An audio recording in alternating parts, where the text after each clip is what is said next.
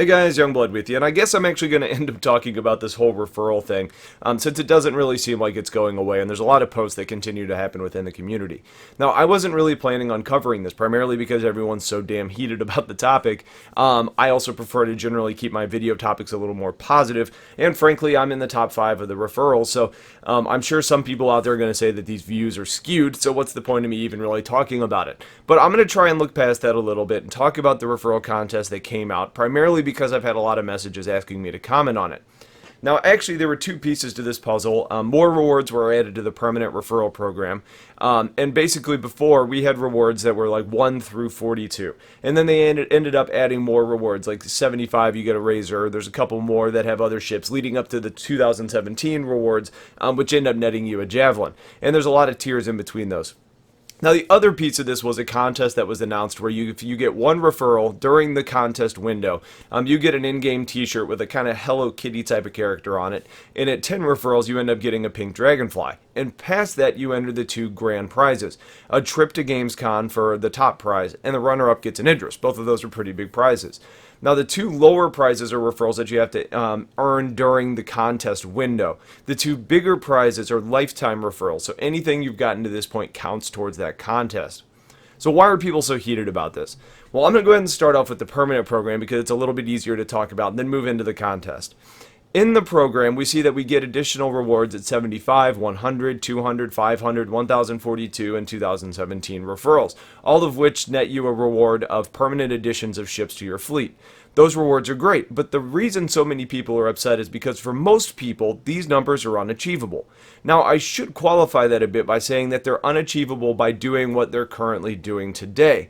Anyone could end up by getting more referrals, by taking on different tactics, like starting to produce content, taking out ads, or really just anything getting creative and doing something other people aren't today. That's not to say that anyone has to do those things, but it's not impossible, just difficult. I think what most people are upset about is that there aren't rewards that are added to the lower tiers, which is where most people are going to end up, either by having their code in the randomizer over on Reddit, or by bringing in the few friends that they actually may be able to get to buy into the game. On that point, I actually totally agree, and if I were running this referral program, I would change some of the permanent rewards a bit. I'd keep the higher rewards as they are. I think they're actually pretty perfect, and they're great incentives for some of us content creators to push in trying to get some of those ships so we have more ships to cover in our fleets. But I think there are good incentives for people that you could add in. Like, for example, there's open slots at 2 referrals, 4, 6, 7, 8, 9 in the current program today, which I would add lower tier in-game items like flight suits or FPS weapons or ship skins or other types of items that reward people for their efforts as well, even at lower levels. Now, I don't think the reward should match the higher tiers. For example, I don't think you should get a saber at 3 referrals or something like that. But it should be something where the bulk of players will end up getting something where most people are going to be in their referral totals. Now, in regards to the contest, the frustration is really stemming from a few different places, primarily being that the grand prize and runner-up contest is focused on lifetime referrals. So those who already have a ton of referrals today are already going to be pretty damn hard to catch. Now, I honestly see both sides of this issue, and that's coming from someone who is in the top 5. But I'm also far enough away from the top spot where it would be a real stretch for me to finish in the top 2 spots to either get to Gamescom or to get an Idris.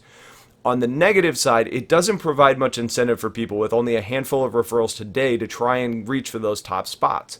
They have incentives in other places, like earning the shirt and the dragonfly and the other rewards that you have in the permanent program from 1 through 10, but not much in the way of competing with the bigger players out there.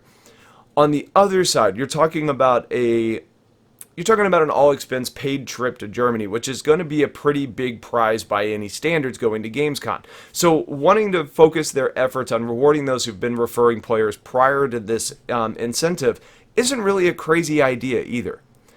Now, also about the contest, there were a lot of people heated about the interview that took place with myself and 2 others that were actually featured in unveiling the contest, primarily the fact that they added our referral codes to that video. Now, I want to clear something up here because, for myself and the 2 others who participated in that video, we were asked to do a quick 5-minute interview talking about our tactics on how we've recruited so many people, almost like how we were going to be giving advice to people. Now, we were never told that our codes were going to be used in this video.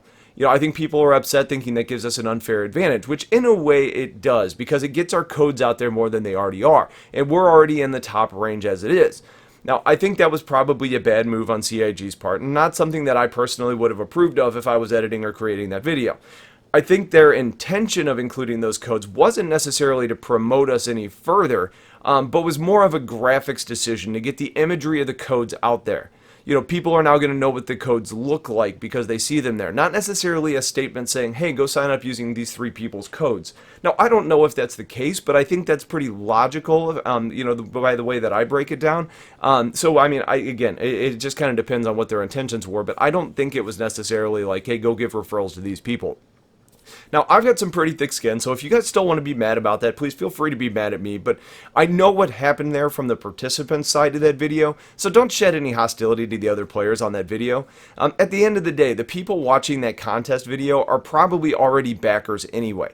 You know, those who aren't already signed up for the game are pretty unlikely to be watching a video about how they can refer people into a game that they themselves haven't backed yet. So with that in mind, I think there was very little impact to having our codes exposed there anyway, although it did look bad. Now, I've been lurking and reading and watching all of these people and posts, and the frustration and the rage ranges from a lot of different places. But one that I saw pretty frequently was people bothered by the advantage that content creators have in this space. You know, like people saying things like, it's not fair that creators can get more rewards than I can, or CIG is constantly giving advantages to the creators, and some other comments along those lines. But this is the part where I'm probably going to have some of my objectivity challenged, so just a heads up. CIG doesn't do any marketing outside of really having a social media presence, primarily in the form of Sandy's Facebook and their team's Twitter accounts. So their primary source of new players is by word of mouth. Now that can take on a lot of different forms, like articles written about the game, videos about the game, streamers playing the game on Twitch, and people stumbling in wondering what this awesome space game is, and people just telling their buddies about it. Now, you may have a lot of friends, but you don't have 35,000 of them, at least I'm guessing. And that's currently about my audience size, so I have a larger reach than most people do. Others in the top 5 currently are creators like AlphaCast, or are people who run large sites or have taken out ads with referral information in them, like Schwimmy or I think Jay Feezy. Alpha and I have the advantage of our reach via content. Alpha being almost 200,000 subscribers at this point, or some others have really just capitalized on an opportunity to take out ads, seeing no one else in the space. Now, Board Gamer, for example, isn't in the top 5, but he's not far behind me in the referrals either. You know, I'm not really going to talk about the ads, but regarding the creators and our totals, it's fair to say that we have an unfair advantage, or don't deserve the rewards that are coming as part of that. And I've seen both of those types of comments out there. The unfair advantage has a little bit more credence in my mind, but it comes as a result of a lot of hard work and time. Now, it's not easy to run a channel putting up 4 to 5 videos a week, especially when you have a family and a full-time job like I do. Trying to help players and get information out there is challenging. It takes a lot of work and commitment and time to make that sort of thing happen. And there is a lot of coverage for a game that doesn't do much covering of its own content in a public setting outside of really targeting backers in like the shows like Around the Verse. So if we just break out the math here, you know, a minimum purchase to qualify for a referral is $40. I'm currently sitting at 1,042 referrals, so at a bare minimum, I've brought in over $41,000 for the game. That doesn't account for anyone that I brought into the game prior to the program, which is something everybody is faced with, or people who have upgraded to larger ships and spent more money, or just bought additional ships, especially based on my like should you buy types of videos. Now, I don't mean for that to sound like I, or really any other creator, deserves unfair treatment or an advantage, but more that level of contribution to the program and the game, it's just inherently higher. And the results that are being paid in referrals and in the bonuses, I think are pretty fair and kind of congruent to each other.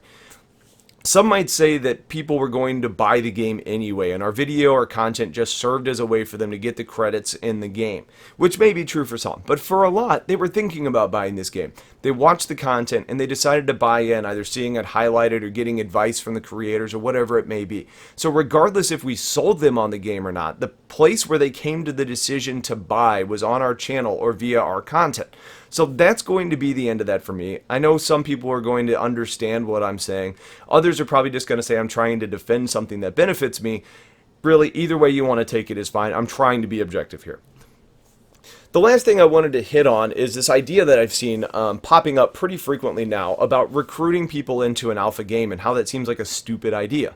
You know, people are now saying, especially on Reddit, that we shouldn't be doing this until the game is more developed because bringing people into a rough product is going to dissuade how people view it long term. Now, it's kind of funny to see how the pendulum swings, because before the prevailing idea was that the program came out way too late and all the people you could have referred were already brought in. It's two pretty far ends of the spectrum, and it may be totally different people, but it's interesting to see the differences regardless. In my mind, I wish it would have started earlier, because for most people, getting referrals is going to be getting your buddies to sign up, and for many, we've already done that. I don't know if there's a way that they can actually go in and retroactively give people the option to use a referral, but since they haven't done that yet, I don't think it's something that's going to happen. Now, I don't share the opinion that it's too early to have a referral program. The game doesn't have a publisher. It's not being funded by any big company. It's being funded by new pledges. It relies on our constant stream of contributions to continue the development and set up for long-term success. Now, they may already have enough now to finish everything in the game, but the teams there continue to grow. And as the teams grow, the speed and development can increase, and the scope of the game can continue to expand. I think the concern that has a lot of people, or I guess that has a lot of credence, I should say, is just about transparency for what people are buying into. Maybe if you follow a referral link, it should take you to a page explaining the current state of the game so people understand what they're buying into. Something like that may go a ways to kind of appeasing the population, but not doing a referral program now and just waiting until later would result in more of what we saw when the first program was unveiled, people being upset about past referrals that didn't generate any benefit for them. Either way, for me, the game is fun today. There's a lot of issues with it. There's performance problems. There's balance problems. There's not as much to do in 2.6.3 that there's going to be in 3.0, but guess what? I still enjoy playing it, and I think a lot of other people do too. So referring people who are just going to end up being upset is probably not giving a lot of those players enough credit, because they probably have the ability to see where we are in development with minimal research, just like we've all done.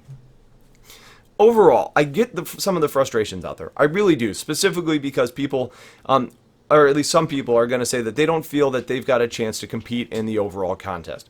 And I think if I were to suggest some changes to the contest and the program, I would say to remove the lifetime portion of the contest and just say for all tiers, it's starting at the beginning of the contest, so everyone has the same starting point. Now keep in mind, even doing that, those with a bigger audience are still going to have an advantage there. So I'm still probably going to bring in more recruits than you are. It may not happen, but the chances are high there. But it's at least all starting at 0. In regards to the program, add more tiers from 1 through 15 with small digital items. That rewards those levels where most people are going to end up, and it doesn't really cost CIG anything as they're just digital items, especially if they're unique items that people wouldn't end up spending real money on anyways. I like the bigger addition at the higher tiers to the program, and I like that they're continuing to try and incentivize people to bring more players into the game. I think having a referral program is appropriate, especially based on the type of development and funding approach the game is focused on, but a few small tweaks could probably end up paying some dividends to kind of appease the community. I really hope that this clarifies some of what we're seeing out there and maybe gives a different perspective to some of these issues that are surrounding the program. At the end of the day, I would just advise, just try and remember that the goal is to bring in new players, and that funds the game and gives us more people to play with to fill the universe, even if it's not implemented perfectly. But both of those things are very good, even if the implementation isn't perfect. Basically, try to see the big picture benefits. That's what I'm doing. So if you have questions, comments, or concerns, please get them into the comments. I'm going to try and keep a closer eye on this comment section for a few days than usual to respond to anything that's asked, because I don't really plan on talking about this subject again in a video, unless something changes, of course. So I appreciate you guys watching. If you have questions, let me know. Have yourselves a wonderful day, and take care.